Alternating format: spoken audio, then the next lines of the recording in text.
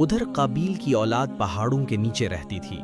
उनकी जिंदगी ख्वाहिशात में घिरी हुई, मौसीकी, फहाशी और दुनिया परस्ती में डूबी हुई।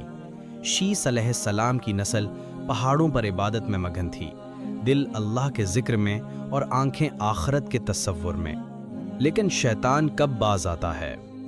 उसने इंसान के दिल में हसद, शहवत और फितना अंदाजी पैदा की, यहाँ तक कि नेक लोग भी नीचे की बस्तियों के गुनाहों की तरफ माइल होने लगे। हज़रत शीस अलैहिस्सलाम ने अपनी कौम को खबरदार किया, या अय्युहन्नासु इत्तक़ू रब्बकुम वख्शौ यौमन ला यज्ज़ी वालिदुन अन वलदी। ऐ लोगो, अपने रब से डरो और उस दिन से डरो जब कोई बाप अपने बेटे का कुछ भी न बन सकेगा। सूरतुल लुक़मान 33। शीस अलैहिस्सलाम ने अपनी तमाम उम्र कौम की इस्लाह में गुजार दी। वो दिन रात वाज फरमाते, लोगों को अल्लाह के जिक्र की तरफ बुलाते,